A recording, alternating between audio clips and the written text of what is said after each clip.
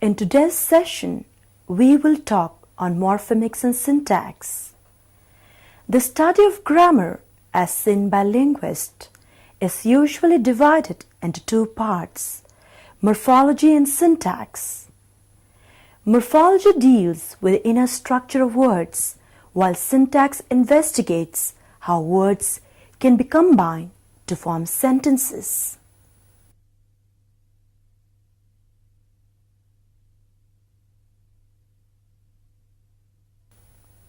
The term morphology is generally attributed to the German poet, novelist, playwright and philosopher Johann Wolfgang von Goethe, who coined it early in the 19th century in a biological context.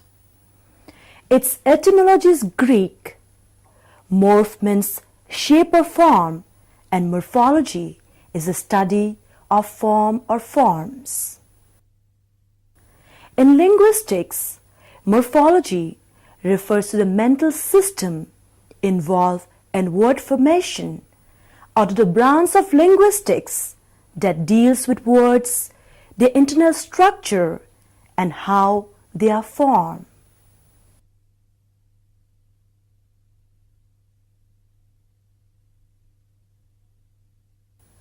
Morphology, as we said earlier, is a study of the internal structure of words. We will have to clarify what it means. Let us look at these examples. Talk, talks, talking, talk, these are all verbs. Talk, talks, these are nouns.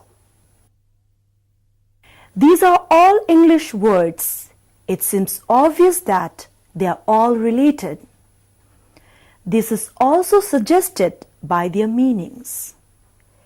If we now go to the list of words and look up in the dictionary, we will sometimes find that these words are not even listed there. This is because many people feel that they are not really words on their own, but just forms of the word talk.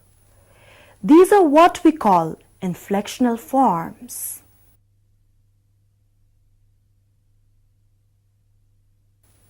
Now, let's talk about word.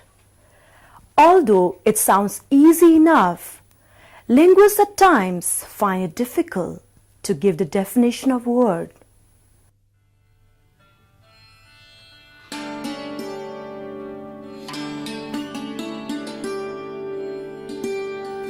During the 20th century, many linguists came to the conclusion that word should not be a technical linguistic term at all, because it was difficult to define it rigorously. Words are an important part of linguistic knowledge and constitute a component of our mental grammars. But one can learn thousands of words in a language and still not know the language properly. Without word, one would be unable to convey one's thoughts.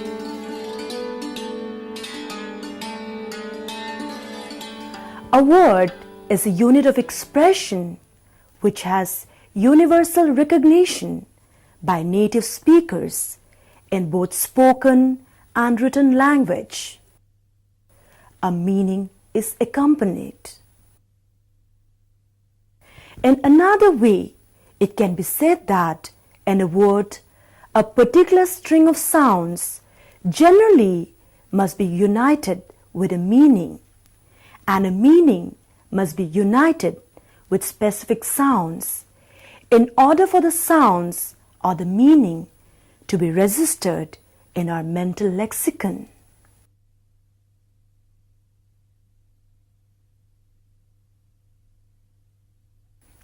Now, let's talk about morpheme.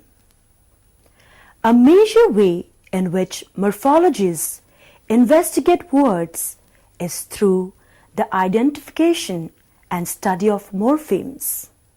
Most approaches to morphology assumes that the relation between the word form talk and its inflectional forms talks, talking, and talked should be described by analyzing the inflectional forms into smaller units, as in these words.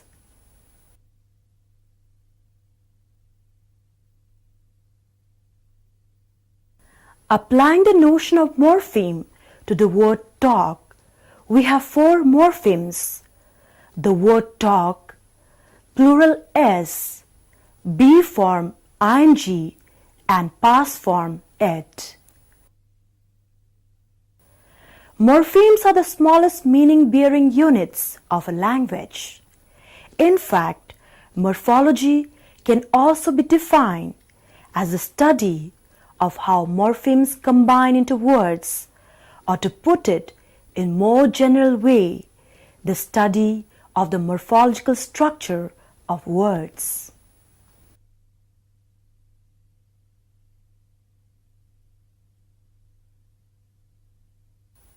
Let us now talk about lexical morphemes. Morphemes such as word talk, which have a clear lexical meaning and which forms the basis of inflectional forms, are called lexical morphemes. Lexical morphemes are said to form an open class, that is, new lexical morphemes can be added without much difficulty, usually by borrowing. Most lexical morphemes in English are free, that is, they can occur as words on their own. Some lexical morphemes are, however, bound morphemes.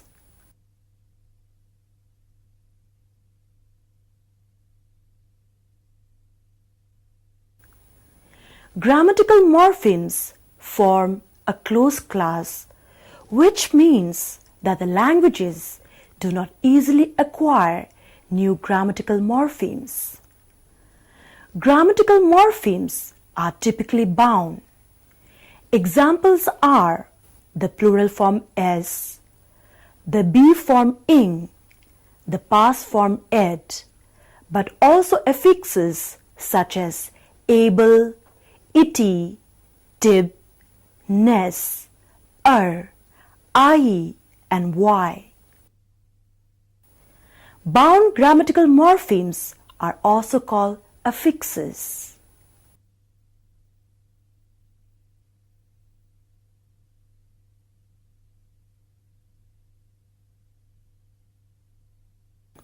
Let's talk about the types of morphemes. There are 2 types of morphemes. They are bound morphemes and free morphemes. Bound morphemes are the morphemes which cannot occur on their own. For example, D in detoxify, TION in creation, or plural form S in dogs, affixes cran in cranberry, etc. Free morphemes are morphemes which can occur as separate words. For example, car, yes, etc. In a morphologically complex word, a word composed of more than one morpheme, one constituent may be considered as a basic one, the core of the form, with the others treated as being added on. The basic or core morpheme in such cases is referred to as the stem, root, or base, while the add-ons are affixes.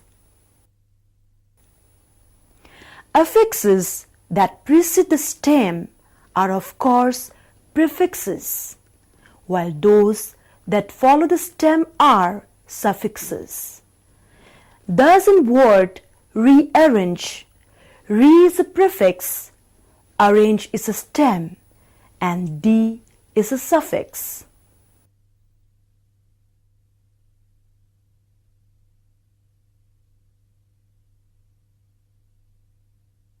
Now, let's talk about allomorph. Sometimes we may run across the term morph. The term morph is used to refer specifically to the phonological realization of a morpheme. For example, the English past tense morpheme ed has various morph. It is realized as t or t after the voiceless p of jump, as in jumped, as d after voiceless l of repel, as in repelled, and as ed after the voiceless t of root or the voiced t of wed, as in rooted and wedded. We can also call these morphs allomorph or variants.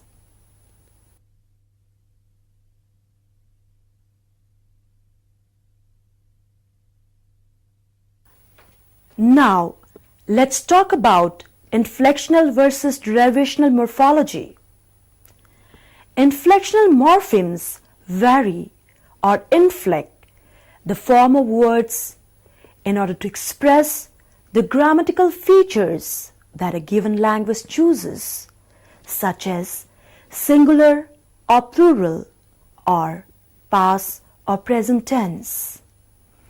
Thus, words such as boy and boys, for example, are two different forms of the same word. Inflectional morphemes generally do not change basic syntactic category. Thus, big, bigger, biggest are all adjectives. Derivational morphemes make new words from old ones. Thus, creation is formed from create by adding a morpheme that makes nouns out of some verbs. Derivational morphemes generally change the part of speech or the basic meaning of a word. Thus, affix meant added to a verb and forms a noun judgment. The inflectional or derivational distinction is not a fundamental or foundational question at all, but just a sometimes useful piece of terminology whose definitions involve a somewhat complex combination of more basic properties.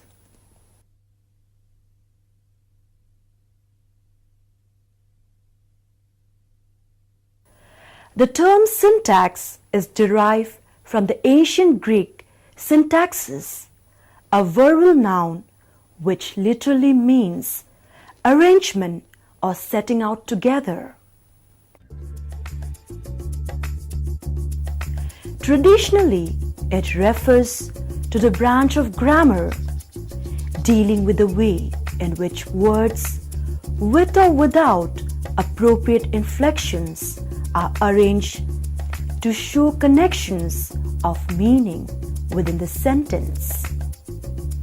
Syntax deals with how sentences are constructed, and users of human language employ a striking variety of possible arrangements of the elements in sentences. Since sentence formation is the most obvious and frequent manifestation of creativity in any language, we need to know what a sentence is.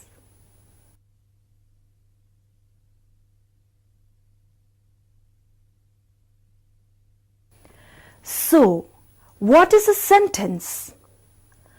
Although everyone knows or think they know what a sentence is, the term defies exact definition. The sentence as a linguistic concept has been defined in over 200 different ways, none of them completely adequate.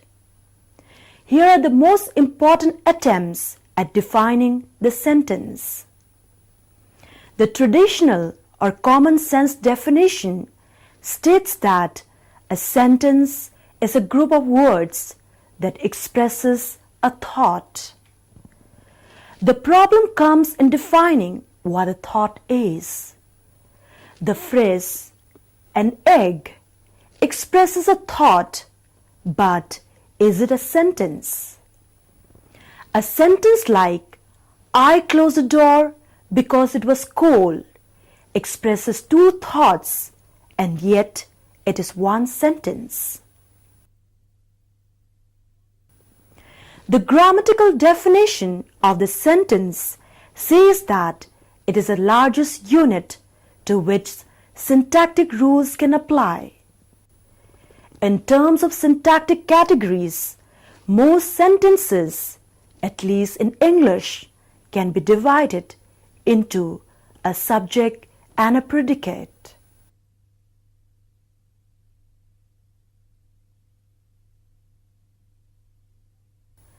Syntax usually examines sentences that have a clear inner division into subject and predicate.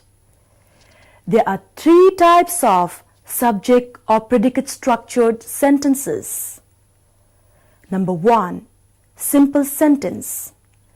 A simple sentence contains at least one subject and one predicate. As an example, John read Macbeth. Second is a compound sentence. A compound sentence is a sentence which has two or more simple sentences joined in a single sentence. As an example, John read Macbeth and Mary read Othello. Each simple sentence maintains its own internal syntactic structure. They may be joined by a coordinating conjunction such as and or or.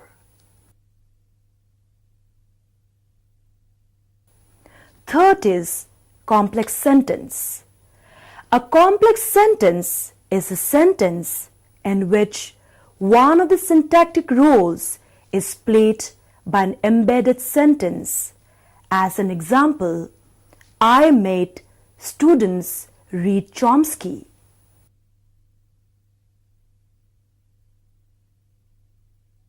The simple sentence, students read Chomsky, plays the role of object of the verb made.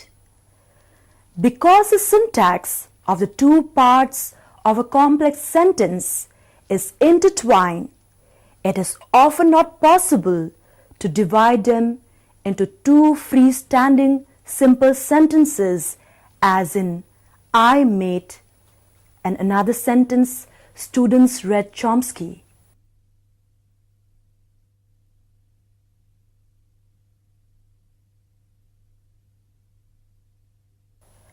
The basic unit of syntax is not the word, but the syntactic atom, defined as a structure that fulfills a basic syntactic function.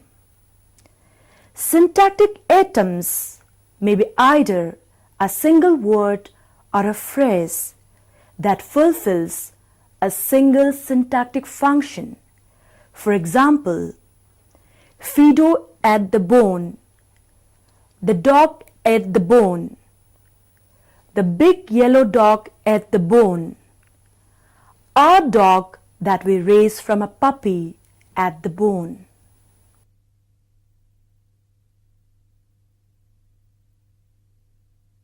Elements with syntactic equivalence all belong to the same type of syntactic atom, as in noun phrase and verb phrase.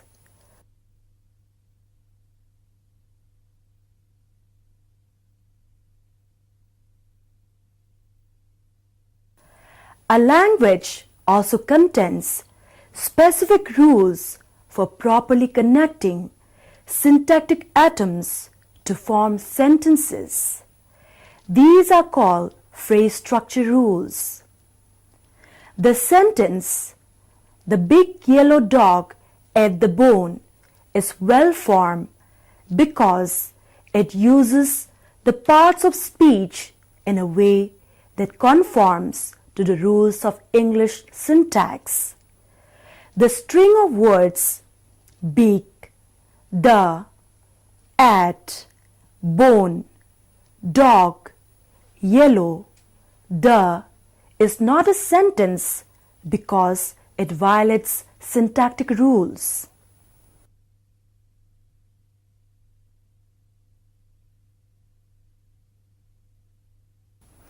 Syntactic relations and phrase structure rules. Let us now examine syntactic relations within English sentences. One approach is to divide the words of a sentence into phrases. This technique is known as parsing.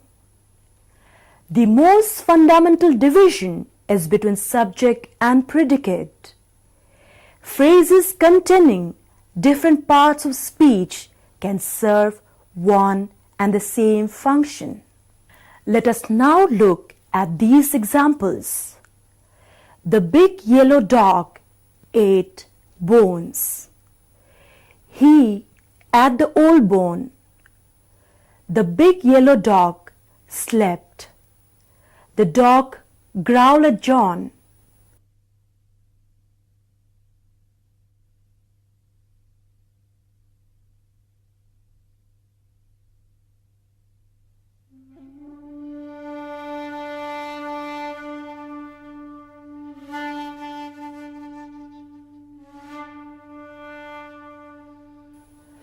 Transformational grammar has maintained its popularity since 1957, when Noam Chomsky published his first book, Syntactic Structures. He came to believe that such parallel syntactic means of expressing the same meaning were simply surface manifestations of deeper structural units of language. To study and describe such deep structures, he devised the theory of transformational grammar. The three main tenets of these theory are: number one, the surface forms of a language are reducible to a limited number of deep structures. The same deep structure is manifested in several different ways in actual sentences. This is similar to the use of the principle of allomorph to describe morpheme variants. The second principle: these deep structures are universal, in other words, the same for all the languages of the world. Only the rules for deriving the surface forms from the deep structures differ from language to language. The third point: the reason these deep structures are universal is that they are inborn, part of the human genetic code. Being inborn, they help children discover the surface forms of language so quickly. However, major problems continue to dog the transformational grammar theory. The main problem is transformational rules only work for sentences composed of separate noun and verb phrases, and not all sentences are of these type.